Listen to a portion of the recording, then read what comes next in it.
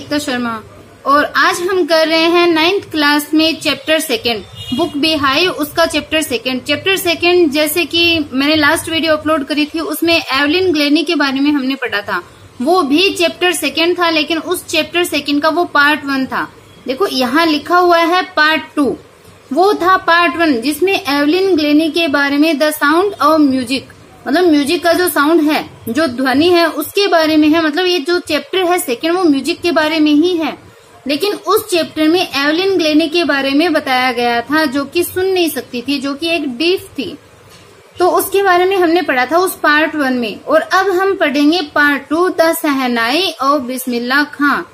The shehnai of Bismillah Khan. देखो शहनाई वादन के अंदर जो बिस्मिल्लाह खां का नाम जो है वो बहुत ही प्रसिद्ध नाम है। ये देखो ये बिस्मिल्लाह खान की ये जो फोटो है ये है बिस्मिल्लाह खान और ये बहुत ही प्रसिद्ध एक शहनाई वादक रहे हैं।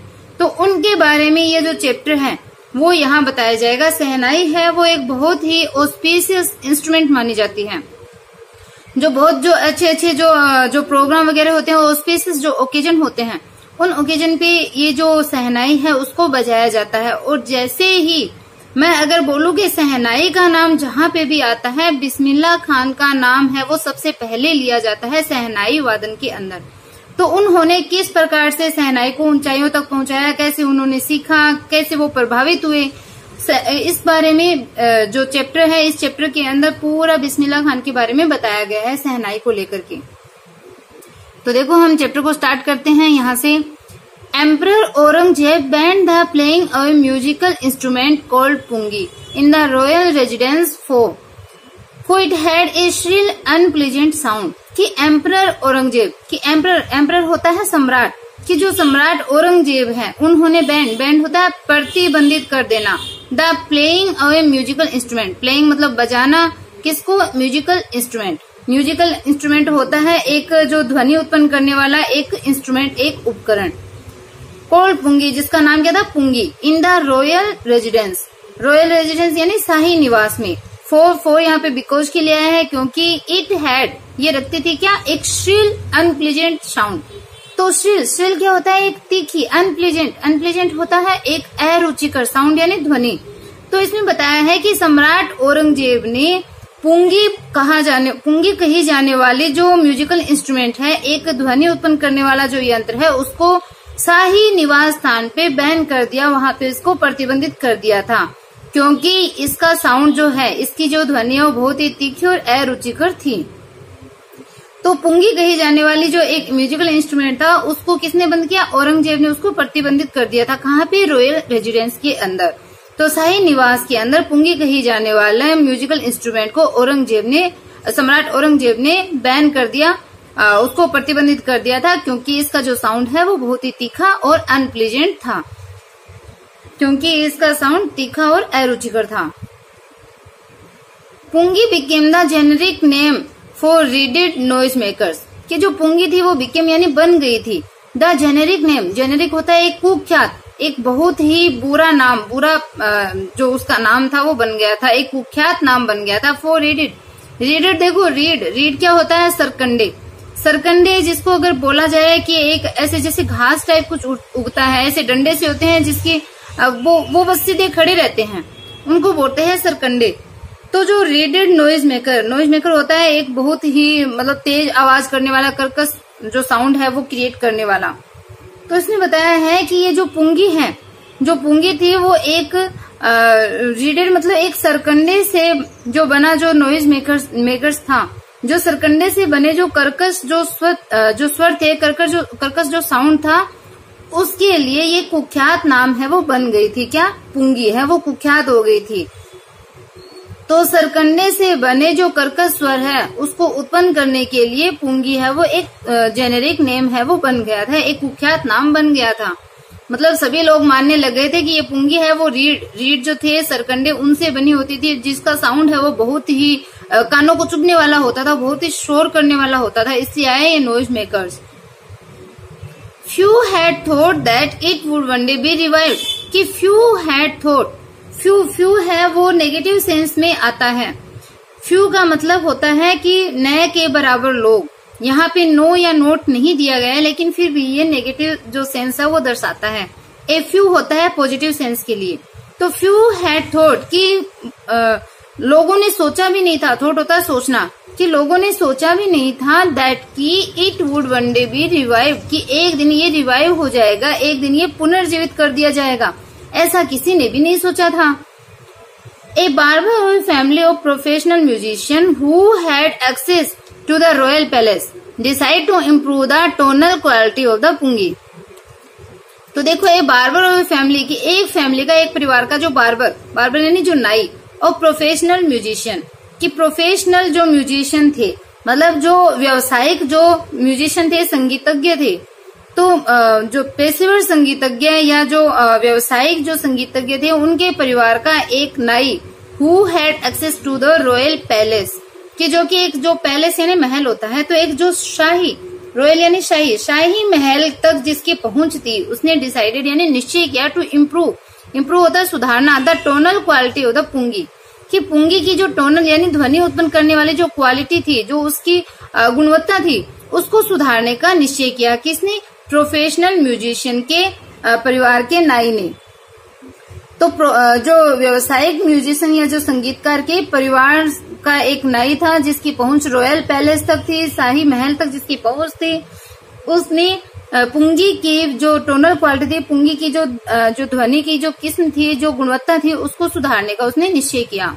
ही chose a pipe with a natural hollow stem that was longer and broader than the pungi and made 7 holes on the body of the pipe. तो ही चोज मतलब उसने चुना एक पाइप को चुना with a natural hollow stem. Natural मतलब स्वाभाविक, जो होलो होता है छिद्र, स्टेम तना होता है, कि एक स्वाभाविक छिद्र वाले तने के लिए तने का एक पाइप है वो उसने चुना। That was longer and border, जो कि लॉन्गर यानी लंबा था, बॉर्डर यानी चौड़ा था, देन द पुंगी, जो कि पुंगी की बजाय ज्यादा लंबा और चौड़ा था। एक ऐसे स्वाभाविक छिद्र वाले तने को उसने चुना। And made 7 holes on the body of the pipe, और उस पाइप उसने चुना था स्वाभाविक छिद्र वाले तने का, उस पाइप की बॉडी मतलब उस पाइप के ऊपर उसने 7 जो होल थे, छिद्र थे, वो बना दिए थे। तो मतलब एक जो पाइप, ऐसे पाइप नहीं था कोई ऐसे कोई तने का ले लिया, स्वाभाविक रूप से जिसमें छिद्र हो गया था, जो खोखला हो गया था, एक ऐसा तना है, वो होलो मतलब खोखला होता है, होलो का मतलब, तो मतलब अंदर जो ऐसे छिद्र टाइप हो गया था, जैसे एक तना है इस टाइप से, और उसके अंदर वो पूरा का पूरा ऐसे खोखला सा हुआ है, या फिर उसके अंदर छिद्र है। तो इस टाइप का जो खोखला तना था, स्वाभाविक खोखले तने के साथ एक पाइप को उसने चुना, जो कि पुंगी की बजाय ज्यादा लंबा और चौड़ा था, और उस पाइप की बॉडी पे उसने 7 होल है वो बनाए, 7 छिद्र है वो बनाए। यहाँ पे अभी बिस्मिल्लाह खान के बारे में नहीं बताया गया कि बिस्मिल्लाह खान ने ऐसा किया था, ये किसी और के बारे में बताया है। When he played on it, closing and opening some of these holes, soft and melodious sound were produced. तो देखो, when he played on it, कि जब उसने इसे प्ले किया, मतलब जब उसने इसे बजाया, जिसने ये 7 छिद्र बनाए थे, जब उसने इसे बजाया, तो closing and opening some of this holes, कि इसके जो कुछ होल्स थे, कुछ इसके जो छिद्र थे, इनको बंद करते हुए और खोलते हुए जब उसने इसे बजाया, तो सॉफ्ट और जो मेलोडियस साउंड था, मतलब मधुर और जो सुंदर जो साउंड था, ध्वनि थी, वो प्रोड्यूस्ड हुई, वो निकली। उस 7 छिद्र वाले पाइप में से जो साउंड था वो बहुत ही सॉफ्ट और मेलोडियस था, बहुत ही सुंदर और मधुकर था, मधुर था, सुंदर था। तो इस प्रकार के स्वर है वो उत्पन्न हुए एक पाइप में से। He played the instrument before royalty and everyone was impressed, कि ही प्लेड उसने बजाया, द इंस्ट्रूमेंट उस इंस्ट्रूमेंट को, उस उपकरण को उसने बजाया किसके सामने? Before royalty. जो रॉयल्टी क्या होता है? जो शाही जो लोग थे उनके सामने। तो जो शाही लोग थे उनके सामने ही प्लेड द इंस्ट्रूमेंट, तो उसने उस इंस्ट्रूमेंट को बजाया बिफोर रॉयल्टी, उस जो रॉयल्टी मतलब जो शाही लोग थे उनके सामने, उस राज परिवार के सामने उसने इंस्ट्रूमेंट को बजाया। एंड एवरीवन वाज इम्प्रेस्ड, और प्रत्येक जो व्यक्ति था वो इम्प्रेस हुआ, इम्प्रेस मतलब प्रभावित हुआ। The instrument so different from the pungi had to be given a new name.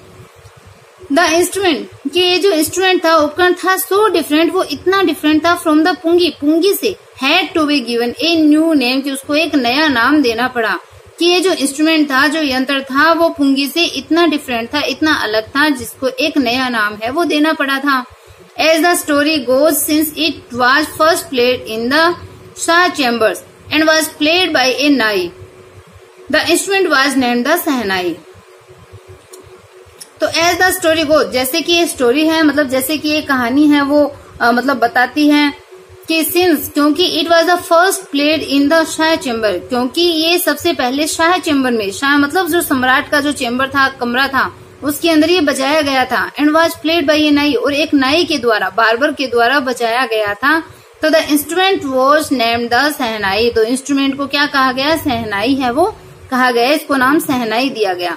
तो ये देखो, ये तो है पुंगी और ये है सहनाई. जैसे कालबेलिया लोग होते हैं वो पुंगी को बजाते हैं, और इस पुंगी में ही सुधार करके 7 जो देखो 7 छिद्र इसमें बनाए हुए हैं, 1 2 3 4 5 6 7, इन 7 छिद्र के साथ में, और एक नेचुरली जो होलो स्टेम है उससे ये सहनाई है वो बनी है. तो देखो चैप्टर को ध्यान से पढ़ना है. इस चैप्टर में बीच में से मैं क्वेश्चन भी आपसे पूछूंगी कि आप बताइए कि किस टाइप से इसका आंसर है. क्वेश्चन पूछने के बाद में आप मेरे को कमेंट करके उस क्वेश्चन का आंसर है वो दोगे. The sound of the shehnai began to be considered auspicious. कि the sound of the shehnai, कि इस सहनाई का जो साउंड था वो बिगन मतलब शुरू हुआ, to be considered auspicious. Auspicious होता है शुभ. कि इस सहनाई की ध्वनि है वो ऑस्पिशियस समझी जाने लग गई, शुभ है वो समझी जाने लग गई थी. And for this reason, it is still played in the temples and is an indispensable component of any North Indian weddings. And for this reason, और इसी रीजन से, इसी कारण से, it is still played, कि यह अभी भी played यानी बजाई जाती है in temples, कि मंदिरों के अंदर अभी भी ये बजाई जाती है. And is an indispensable component. Indispensable क्या होता है? जो मतलब अत्यधिक रूप से आवश्यक हो. component होता है अंग, और एनी नॉर्थ इंडियन वेडिंग, कि फॉर दिस रीजन, इसी कारण से ये अभी भी मंदिरों में बजाई जाती है. और नॉर्थ इंडियन वेडिंग के अंदर किसी भी उत्तर भारत की शादी में ये अत्यधिक रूप से आवश्यक अंग है वो मानी जाती है, या अत्यधिक रूप से ये नॉर्थ इंडियन वेडिंग का एक अत्यधिक आवश्यक अंग है. जो सहनाई वादन है वो उत्तरी भारत की शादी में, किसी भी उत्तरी भारत की शादी में एक अत्यधिक रूप से आवश्यक अंग है. In the past, the Sehnai was part of the Nobat or traditional ensembles of 9 instruments found at royal court. तो देखो इसमें बताया है कि in the past यानी भूतकाल के अंदर, the Sehnai was, जो सहनाई थी, was part मतलब एक हिस्सा थी of the Nobat, कि नौबत का हिस्सा थी. जो सहनाई है वो भूतकाल में नौबत का हिस्सा थी. और ट्रेडिशनल ensembles, और ट्रेडिशनल मतलब जो परंपरा से चले आ रहे, जो परंपरागत जो ensembles हैं, ensembles मतलब जो कलाकारों की जो मंडली है, और 9 इंस्ट्रूमेंट्स, 9 वाद्य यंत्रों वाली जो कलाकार की मंडली है, परंपरागत कलाकार की मंडली, फाउंड एट रॉयल कोर्ट्स, जो कि फाउंड मतलब पाई गई थी कहाँ पे? रॉयल कोर्ट के अंदर, यानी शाही दरबार के. तो देखो इन द पास्ट की भूतकाल के अंदर जो रॉयल कोर्ट था, जो शाही दरबार था, उस शाही दरबार की नौबत और 9 इंस्ट्रूमेंट यानी 9 जो वाद्य यंत्रों की जो पारंपरिक, जो 9 वाद्य यंत्रों की जो पारंपरिक एंसेम्बल्स थी, जो कलाकार मंडली थी, उसका एक ये जो पार्ट है, जो सहनाई है वो एक पार्ट हुआ करती थी, इसका एक पार्ट थी. तो देखो भूतकाल के अंदर सहनाई क्या थी? भूतकाल के अंदर सहनाई है वो शाही दरबार के अंदर नौबत और 9 वाद्य यंत्र, देखो ट्रेडिशनल एंसेम्बल्स ऑफ 9 इंस्ट्रूमेंट, ये लिखा हुआ है. तो 9 इंस्ट्रूमेंट की, 9 वाद्य यंत्रों की जो परंपरागत जो कलाकार मंडली थी उसका एक पार्ट थी. कौन? सहनाई. सहनाई है वो शाही दरबार के अंदर नौबत और 9 वाद्य यंत्रों वाले परंपरागत जो कलाकार मंडली थी उसका हिस्सा थी. मतलब सहनाई वहां पे जरूरी चीज के रूप में थी. 9 वाद्य यंत्र बजेंगे, उसमें सहनाई भी एक थी.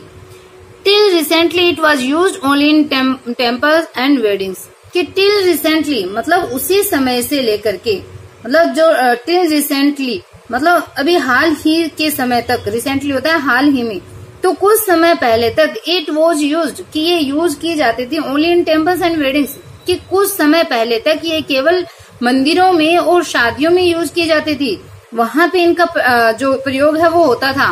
The credit for bringing this instrument on to the classical stage goes to Ustad Bismillah Khan. तो देखो इसमें बताया कि क्लासिकल स्टेज तक वो कैसे पहुंची. शादी और मंदिरों तक तो ठीक है, द क्रेडिट फॉर ब्रिंगिंग यानी ले जाने का दिस इंस्ट्रूमेंट, इस इंस्ट्रूमेंट को on to the classical stage, मतलब शास्त्रीय स्तर जो स्टेज था, शास्त्रीय जो मंच था वहां पर, गोज टू उस्ताद बिस्मिल्लाह खान। ये जो श्रेय है वो किसको जाता है? क्रेडिट यानी श्रेय होता है उस्ताद बिस्मिल्लाह खान को। कि शास्त्रीय मंच तक इस इंस्ट्रूमेंट को, इस उपकरण को ले जाने का जो क्रेडिट है, श्रेय है, वो उस्ताद बिस्मिल्लाह खान को जाता है, क्योंकि वो ही लेके गए थे इसको क्लासिकल स्टेज तक। As a 5 years old, Bismillah Khan played gilli danda near a pond in the ancient state of Dumrao in Bihar। कि as a 5 years old, कि 5 वर्ष की आयु में बिस्मिल्लाह खान थे, वो प्लेड यानी खेला करते थे, गिल्ली डंडा खेला करते थे। नियर ए पोंड, एक पोंड के, एक तालाब के समीप। In the ancient state, ancient यानी प्राचीन, स्टेट होता है एक मतलब स्थान, जो स्टेट मतलब जो प्राचीन जो स्थान होता है, एंशियंट प्राचीन होता है, स्टेट यानी एक रियासत बोल सकते हैं हम इसको। और डुमराव जगह की नाम है, एक जगह का नाम है इन बिहार, बिहार के अंदर। तो देखो 5 वर्ष की उम्र में, 5 वर्ष की आयु में बिस्मिल्लाह खान है वो बिहार में डुमराव की एक प्राचीन रियासत में, एक डुमराव के एक प्राचीन स्थान में तालाब के किनारे गिल्ली डंडा है वो खेला करते थे। He would regularly go to the nearby Bihariji temple to sing the Bhojpuri chant, at the end of which he would earn a big laddu weight 1.25 kg, a prize given by the local Maharaja। तो देखो 5 वर्ष की उम्र में भी ये क्या करते थे? He would regularly go to the nearby Bihariji temple, कि रेगुलरली मतलब नियमित रूप से he would go, वो जाते थे कहाँ पे? नियर बाई, समीप के ही जो बिहारी जी का टेम्पल था। टू सिंग द भोजपुरी चेत, की भोजपुरी चेत को गाने के लिए। तो देखो नियमित रूप से वो भोजपुरी चेत को गाने के लिए समीप के ही बिहारी जी के टेम्पल में, बिहारी जी के मंदिर में वो जाते थे। At the end of which, और जिसके अंत में, मतलब जब उनका भोजपुरी चेत जो खत्म हो जाता था उसके अंत में ही वुड अर्न, वो कमाते थे बिग लड्डू, एक बड़ा लड्डू, वेटिंग 1.25 kg, तो 1.25 किलो का वजन का एक बड़ा लड्डू है वो कमाते थे। एज ए प्राइज, एक प्राइज के रूप में, एक इनाम के रूप में, गिवन बाय द लोकल महाराजा, जो वहां के लोकल जो महाराजा थे, स्थानीय जो महाराज थे, उनके द्वारा दिया जाता था। तो देखो वो नियमित रूप से भोजपुरी चेत गाने के लिए समीप के ही बिहारी जी के मंदिर में जाते थे, और अंत में उस चेत के गाने के अंत में वो 1.25 किलो का एक बड़ा लड्डू प्राइज के रूप में, इनाम के रूप में वहां के स्थानीय महाराजा द्वारा दिया गया उसको प्राप्त करते थे। मतलब उसके अंत में स्थानीय महाराजा से 1.25 किलो वजन का एक बड़ा लड्डू है वो इनाम के रूप में प्राप्त करते थे। कौन? Bismillah Khan. This happened 80 years ago and the little boy has traveled far to earn the highest civilian award in India, the Bharat Ratna। तो देखो ये उसका स्टार्टिंग का इनाम था 1.25 किलो का लड्डू, लेकिन क्या बताया है? दिस हैपेंड 80 years ago, ये बात है वो 80 years ago की है, मतलब 80 साल पहले की है। एंड द लिटिल बॉय, और ये जो लिटिल बॉय था, जो छोटा सा बालक था, हैज ट्रेवल्ड, उसने ट्रेवल की थी, उसने यात्रा की थी, फार मतलब एक लंबी यात्रा की थी, to earn the highest civilian award in India, Bharat का जो सबसे जो हाईएस्ट, सबसे जो उच्च, सर्वोच्च जिसको बोल सकते हैं सिविलियन अवार्ड, मतलब नागरिक जो अवार्ड था, नागरिक जो सम्मान था, उपाधि थी, वो कौन सी है? भारत की सबसे जो हाईएस्ट सिविलियन अवार्ड है Bharat Ratna.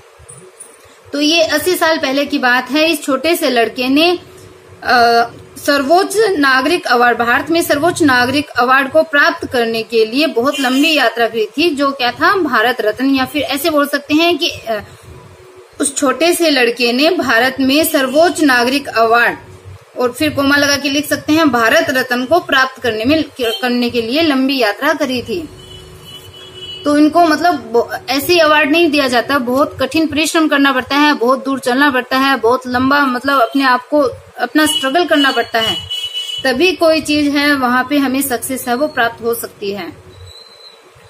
Born on 21st March 1916, Bismillah belongs to a well-known family of musicians from Bihar। कि born on 21st March 1916, कि 21 मार्च 1916 में जन्मे। अब इनकी देखो डेट ऑफ बर्थ आई है, Bismillah belong to a well known family. Bismillah है वो बिलोंग्स यानी संबंधित थे किससे? वेल नोन फैमिली, एक बहुत ही प्रसिद्ध जाने माने परिवार से। और म्यूजिशियन है संगीतज्ञ, फ्रॉम बिहार, कि बिहार के एक जाने पहचाने संगीतकारों के परिवार से बिस्मिल्लाह है वो संबंधित है। 21 मार्च 1916 को वो जन्मे थे। तो देखो, his grandfather Rasool Bakhsh Khan was the shehnai nawaz of the Bhojpuri kings court. कि हिज ग्रैंडफादर, उनके जो दादा थे, उनका नाम क्या था? रसूल बख्श खां। रसूल बख्श खां उनके दादा was the shehnai nawaz of the Bhojpur Kings court. वो क्या थे? भोजपुर राजा के दरबार में शहनाई नवाज थे, मतलब उनके दादा है वो भी शहनाई बजाते थे। हिज फादर, उनके पिताजी का नाम क्या है? पैगंबर बख्श। तो उनके पिता पैगंबर जो बख्श हैं, and other paternal ancestors were and also great shehnai players. कि हिज फादर, उनके पिताजी पैगंबर बख्श, ये उनके पिताजी का नाम है। दादाजी का नाम है रसूल बख्श खां, पिताजी का नाम है पैगंबर बख्श। और उनके दूसरे जो पैटर्नल एंसेस्टर्स थे, मतलब उनके जो पैतृक जो पूर्वज थे, were also great shehnai players, वो भी बहुत ही महान शहनाई वादक थे। उनके पिताजी पैगंबर बख्श और दूसरे पैतृक पूर्वज हैं वो महान या बहुत ही बड़े शहनाई जो प्लेयर्स हैं, वादक है वो थे। मतलब उनके दादाजी भी थे और उनके जो दूसरे एंसेस्टर्स थे वो भी थे। The young boy took to music early in life. अब देखो, उन जो शहनाई वादक अपने बिस्मिल्लाह है उनके बारे में बताया है कि द यंग बॉय, कि ये जो छोटा सा बालक था, took to music early in life, उसने जीवन के आरंभ में ही म्यूजिक को ले लिया था। मतलब उन्होंने छोटी सी आयु में ही म्यूजिक को सीखना प्रारंभ कर दिया था। टुक मतलब लेना, तो यहाँ पे संगीत सीखने से इसको टुक जो मीनिंग है वो संगीत को सीखने से संबंधित इसको लिया गया है। तो the young boy took to music, उन्होंने म्यूजिक को ले लिया था, म्यूजिक सीखना शुरू कर दिया था अर्ली इन द लाइफ, जीवन के स्टार्टिंग में ही, मतलब छोटी सी उम्र में ही संगीत सीखना है वो आरंभ कर दिया था। At the age of 3 when his mother took him to his maternal uncle's house in Banaras, now Varanasi, Bismillah was fascinated watching his uncles practice the शहनाई। तो देखो बताया एट द एज ऑफ 3, कि 3 साल की उम्र में ही, देखो 3 वर्ष की आयु में बताया, 5 वर्ष की एज में तो वो भोजपुरी चेत गाते थे मंदिर में, लेकिन 3 वर्ष की एज में ही, 3 वर्ष की उम्र में ही, when his mother took him, जब उनकी माता उनको ले गई थी, कहाँ पे? To his maternal uncle's house, उनके जो मैटरनल अंकल होता है मामा, मैटरनल यानी माता से संबंधित जो अंकल है, तो मतलब वो मामा हो गए मैटरनल अंकल्स हाउस, की जब मामा के घर लेके गई इन बनारस के अंदर, जो अब क्या है? वाराणसी। बिस्मिल्लाह वाज फैसिनेटेड, बिस्मिल्लाह है वो फैसिनेटेड मतलब आश्चर्य, जो मोहित हो गए थे, एक तरीके से आकर्षित हो गए थे। वॉचिंग हिज अंकल, अपने अंकल को देखते हुए, प्रैक्टिस द शहनाई, शहनाई की प्रैक्टिस करते हुए। माँ बनारस में, जो कि अब वाराणसी है, बनारस में मतलब नव वाराणसी यानी बनारस में वाराणसी के अंदर अपने मामा के घर जब उसको वो लेके गई, Bismillah was fascinated watching his uncles practice the shehnai. तो बिस्मिल्लाह है वो शहनाई की प्रैक्टिस करते हुए, शहनाई के अभ्यास करते हुए अपने अंकल को, अपने मामा को देखते हुए वो मोहित हो जाते थे। जो बिस्मिल्लाह खान है वो मोहित हो जाते थे। कैसे? जब वो शहनाई की प्रैक्टिस करते हुए, शहनाई का अभ्यास करते हुए अपने अंकल को, अपने मामा को देखते थे तो वो मोहित हो जाता था। क्योंकि उसकी मदर जब उसको 3 साल की एज में जब था, तो उसकी मदर है वो उसके मामा के घर में बनारस के अंदर उसको लेके गई थी, और बिस्मिल्लाह ने तब अपने मामा को शहनाई बजाते हुए देखा। मतलब वो शुरू से ही शहनाई के प्रति उसका लगाव है वो यहाँ पे दिख रहा है कि 3 वर्ष की एज में ही वो अपने मामा को शहनाई बजाते हुए सुनकर एकदम फैसिनेटेड हो जाता था, मोहित हो जाता था।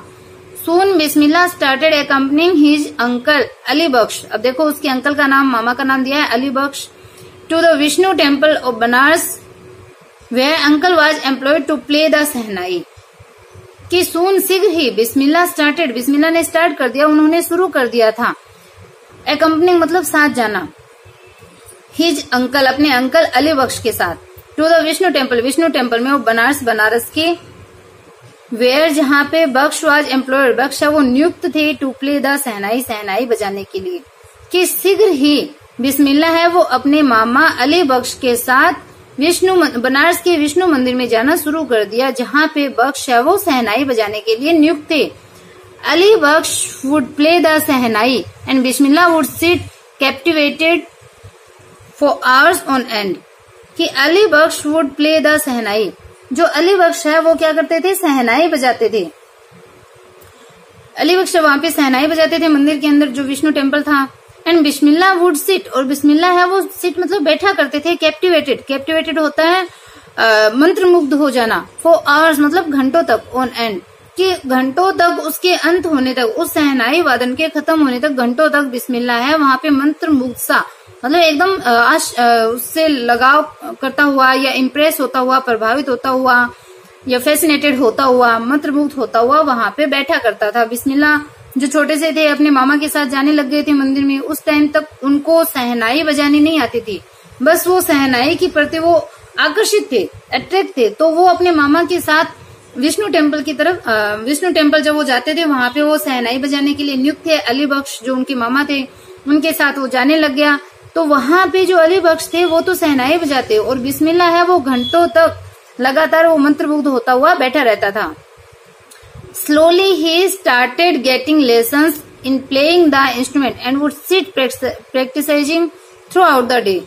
कि स्लोली धीरे धीरे ही स्टार्टेड उसने शुरू कर दिया गेटिंग लेसन्स, लेसन मतलब पाठों को लेना, पाठ सीखना। इन प्लेइंग द इंस्ट्रूमेंट, उस इंस्ट्रूमेंट को बजाने के, कि धीरे धीरे उसने इंस्ट्रूमेंट बजाने के जो पाठ है वो पढ़ने शुरू कर दिए, उस पाठ का सीखना उसने शुरू कर दिया। एंड वुड सिट प्रैक्टिसिंग, और वो बैठा रहता था, प्रैक्टिसिंग मतलब अभ्यास करते हुए, थ्रू आउट द डे यानी पूरे दिन, और पूरे दिन वो अभ्यास करता हुआ बैठा रहता। तो उसने धीरे धीरे जैसे वो बड़ा हुआ वैसे वैसे उसने इंस्ट्रूमेंट बजाने के जो लेसन होते हैं वो उसने सीखने शुरू कर दिए और वो प्रैक्टिस करते हुए पूरे दिन बैठा रहता। For years to come the temple of Balaji and Mangala Maiya and the banks of the Ganga became the young apprentice favourite haunt where he could practice in solitude. कि 4 years मतलब जो 4 years टू कम मतलब आने वाले जो वर्ष थे, तो आने वाले अगले वर्षों तक, आने वाले कई वर्षों तक the temple of Balaji and Mangala Maiya, तो बालाजी का मंदिर और मंगला मैया का जो मंदिर था वो, and the banks of the Ganga, और गंगा नदी का जो बैंक्स मतलब जो किनारा था, बिकेम द यंग अप्रेंटिस, जो यंग यानी जो युवा अप्रेंटिस ये जो प्रशिक्षु है उसको बोला जाता है। और यहाँ पे प्रशिक्षु कौन है, बिस्मिल्लाह खान, क्योंकि वो सहनाई सीख रहे हैं। तो उन बिस्मिल्लाह खान का उस युवा प्रशिक्षु का जो फेवरेट स्थान है, जो प्रिय जो होता है स्थान बन गया था। तो देखो आने वाले कई वर्षों में बालाजी का, मंगला मैया का मंदिर और गंगा नदी का किनारा उस युवा प्रशिक्षु का फेवरेट जो स्थान था वो बन गया था। Where he could practice in solitude, जहाँ पे वो सोलिट्यूड मतलब एकांत में प्रैक्टिस कर सकता था, एकांत में जो अभ्यास है वो कर सकता था। तो वो फेवरेट उसके प्लेस बन गए थे, फेवरेट स्थान है वो बन गए थे। एक तो बालाजी का मंदिर, एक मंगला मैया का मंदिर और एक गंगा मैया का किनारा। तो उन सब के पास में बैठ करके वो सीखा करता था, अभ्यास करता था। The flowing waters of Ganga inspired him to improvise and invent rags that were earlier considered to be beyond the range of the Sahnai। कि द फ्लोइंग वाटर्स मतलब जो बहता हुआ पानी था वो गंगा का, इंस्पायर्ड मतलब प्रेरित करना हिम उसको, टू इम्प्रोवाइज होता है मतलब सुधार करना या तत्काल जो रचना होती है, मतलब किसी चीज की उसी टाइम जब रचना कर दी जाती है तो तत्काल रचना करने में। एंड इन्वेंट मतलब आविष्कार करना, राग जो राग होते हैं, किसी भी म्यूजिक कोई भी संगीत हो उसके राग होते हैं, तो उन राग को इन्वेंट करने में, उन राग के आविष्कार करने में। दैट वर अर्लियर कंसिडर, जो कि अर्लियर मतलब पहले से कंसिडर मतलब माने जाते थे, समझे जाते थे, to be beyond the range of the shehnai की जो रेंज, सहनाई का जो क्षेत्र था उससे दूर।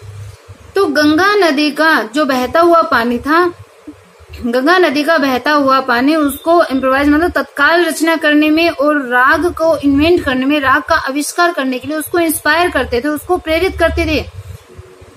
That were earlier consider to be beyond the range of the shehnai, जो कि पहले सहनाई के क्षेत्र से दूर है वो कंसिडर किए जाते थे, दूर समझे जाते थे, परे समझे जाते थे।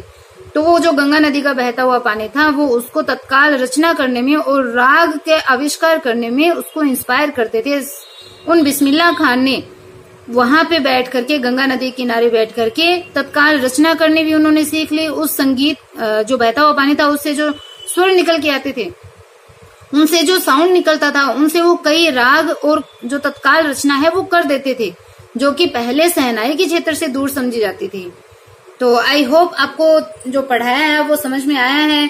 तो यहाँ से मैंने आपको बोला था कि मैं आपसे क्वेश्चन भी पूछूंगी, तो आपको क्वेश्चन बताना है कि जो महाराज जो औरंगजेब थे, सम्राट औरंगजेब थे, उन्होंने पुंगी को बैन क्यों कर दिया था। तो पुंगी को बैन क्यों कर दिया था, ये क्वेश्चन का जो आंसर है वो आपको बताना है। और आपको एक बताना है कि जो बिस्मिल्लाह खान है उनकी date of birth exact date के साथ में और ईयर दोनों चीजें हैं वो आपको बतानी है। कमेंट बॉक्स में जरूर कमेंट करके बताएं। Okay, bye, have a nice day.